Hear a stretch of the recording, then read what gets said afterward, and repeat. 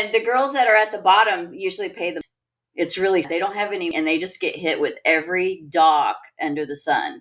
Like, you know, what's funny is I've worked at a bunch of bars out here dancing, all kinds of different, and you would think they'd have an area for the dancers to, most of the times they take you to the back where there's next to the freezer, and there's a bucket and the floor's gross. Bad. There's no mirrors. And then like you're trying to, and then the bar staff is walking back there and they're and you're like standing there like, oh. And then you're trying to, a lot of times have your partner and you're both trying to change and naked to sound, and then people walking, they think that you're just people who happen to be at the club and they're like, what the fuck are you guys doing back here? Motherfucker. Oh, you're probably super gay. Oh. I very rarely work with any other. It was usually like I'd always work with one of my Moji. She runs DBS Chicks out of, so she would get me gigs and she would send some of the other girls that she would book gigs, and then we would be changing and people would walk in and then be like, it'd get all weird. And there needs to be an actual dressing room. Because where do you put your stuff? We just leave it on the floor next to them and hopefully nobody goes through our. That was the little bars that I would go work at. At the bigger club, like Reno. They had their shit. My favorite dressing room was my dressing room in Lake Tahoe. That was I shared a dressing room with like 15 other girls, and it was I love their yeah, it was so much. When dance for Electric Daisy, there were girls that were working. I remember I was when do I get paid? And you're getting paid. Her face was, and I'm you're not getting paid. We had a long day. I heard because those shows are a lot going on at those. It's the hardest gig. You literally have to wear in these, and then you have to dance like crazy. For maybe. Who booked you for EDC? I can't remember what year, but they booked, and the week that they booked me, I tore my up the weekend before, and so I ended up not being able to do it, and I was and it was they were going to pay me. I was going to have a spot in the, and then I was going to have a cast. They weren't going to pay me all, but all the other taken care of. That's not $100 or something. I can't. I was super excited because I was going to go down there. I was going to drive down from Tahoe. Oh. I was going to stay there and then EDC was that.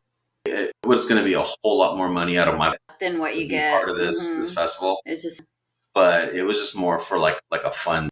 I've been wanting to do this a lot, but then all that stuff. I'd never done one before, and that was like my first time. I wanted to actually go though. We're going to have you're going to be an owl, stilt walker, beggars can't be like. I was really thinking, how am I going to sexy this up? You know what I mean? When you go there, they separate you into by the way you look. You know if they were like girls of similar weight, to kind of have some. So you can't just say I want to be the umbrella, because they have difference, right? And so they just go through, and then you get into your group, and they tell you to bring a black thong and a black. So usually when you do a gig, they will tell you the color, and then they have like little pieces to add to it. So it's usually like basic pieces, and you go from there. So the costumes aren't custom made for your body. What they have, like they usually have a couple of things to add to. I just remember having to take like black panties and a black bra. And in other go-go's, the color formation is bluing. So bring everything bluing, and you try and mix with the other girls to look. That's what I really liked about working for because the casinos paid for every so many months they would bring out new clothes. We had our own personal. And she would go and measure them, and then she would modify the nice. Girls specifically. It was. Did you keep it, or they took it back? I kept all my shit. You're the last male dancer that we're going to have, so they can go ahead and just keep. All right. At Mom, I left a lot of my bin, the storage, the show. I really didn't have any other reasons to come to Tahoe, so I guess that stuff. There's maybe a few things that I paid for that were in that, but it was all they paid for it. Just because one club doesn't want you should try another one and another one. Some people are fit for different, like don't give up if you don't have the right. So a lot of people be like, oh, they're not, but maybe another one does like it. There's not a lot of those clubs out here where they have like male. I bet. Every now and again, you'll get these shows that kind of roll through. There'll be one guy that knows the choreography and how the show's set up. And they'll hire 2 or 3 guys a couple nights before. They'll have some rehearsals that they don't get paid for. They'll do one night or maybe 2 nights on a weekend in a convention. Then the show moves on. So it definitely works. They've got women have a lot of. I would say that they get the majority of those kinds of opportunities and that type of, because you have to do a lot of private, especially if you live in a small ass town like I. You just got to do a lot of private. So you'll go do like a woman's birthday party, a divorce. Divorce parties are fucking. Bet. If anybody has ever been to a divorce party or hasn't, I highly recommend going to a divorce. And if you're a dude and you have your friend who just recently got offered to throw them a divorce, I guarantee you will have the time of your like private. There's not a lot of opportunity out here and stuff because it's hit and miss with the market. You never know who's going to be a part of it. I used to work on a reality show called STAG, and we used to pretend bachelor, and I was like their reoccurring dancer. But it was all, I did a lot of reality, but that was like, we would come in 30 minutes and you get like $400 out the. That's not. Oh my. And then it was on Maury Povich's show. And my sister was, I saw you on, and I was, I didn't do Maury. And I was, that wasn't. And she's, you think I wouldn't know my sister? Plus you said your name. So you might shoot for one show and then you're on some other. Did they reuse the clip from that show on the Maury show? Mm-hmm. Mm-hmm. Did you get any kind of credits for doing that since it was on TV? No. But the original one. I honestly didn't even watch I just did but they used to also do, which I used to work for Cheaters. So I did a lot of body double work and I did a lesbian episode and I love doing body. You come in, you pretend to be someone else, which everyone thinks that show is maybe back in the, but not. And I made good money on. What do they call it? They call it scripted. Mm-hmm. I can tell it's so. First time I saw it, this seems so. The people that were around me at the time, this is she's really. It seems like she's. The fights are kind of. They instigate. My fight was kind of really.